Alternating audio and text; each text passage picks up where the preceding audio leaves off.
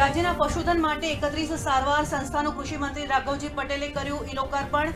Lumpy virus અંગે કહ્યું, 8 જિલ્લાના 300 માંથી 250 પશુઓ થયા સાજા. ખાતરના અછત મુદ્દે કહ્યું, ખેડૂતોને ખાતર મળી રહે તે માટે પૂરતું આયોજન.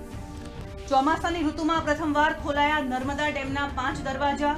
ઉપરવાસમાંથી પાણી છોડાતા 24 કલાકમાં જળસ્તરની સપાટીમાં ધરખમ વધારો.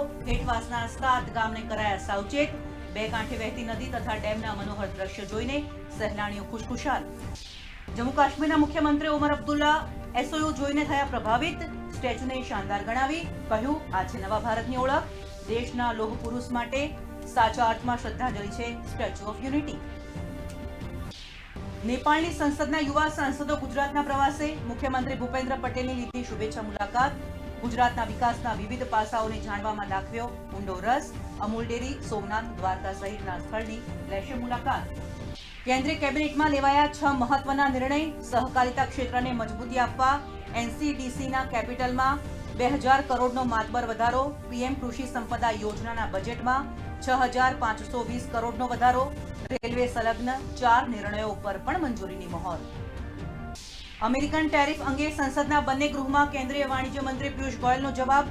કહ્યું, સરકાર ખેડૂતો, નિકાસકારો, શ્રમિકોના હિતને આપે છે સર્વોચ્ચ મહત્વ. હાલની પરિસ્થિતિનું થઈ રહ્યું છે આકલન. બંને ગૃહ આવતીકાલ સુધી સ્થગિત. 17 વર્ષ બાદ માલેગાંવ બ્લાસ્ટ કેસમાં એનઆઈએ કોર્ટનો મહત્વનો નિર્ણય. સાધ્વી પ્રજ્ઞા, લેફ્ટનન્ટ કર્નલ પુરોહિત સહિતના 7 આરોપીઓ દોષમુક્ત. એનઆઈએ કોર્ટે કહ્યું, આરોપીઓ પર ન લગાવી શકીએ ગેરકાયદેસર પ્રવૃત્તિઓ નિવારણ અધિનિયમ. ભાજપે આ ચુકાદાને આવકાર્યો. જાફરાબાદ પંથકમાં 15 સિંહ બાળના મોતના અહેવાલને શેત્રુંજી ડિવિઝનના ડીસીએફએ આપ્યો રદિયો. 3 સિંહ બાળના મોત ન્યુમોનિયાથી થયા હોવાની કરી સ્પષ્ટતા. ભેદી રોગચાળાના અહેવાલને ગણાવ્યા પાયાવિહોણા.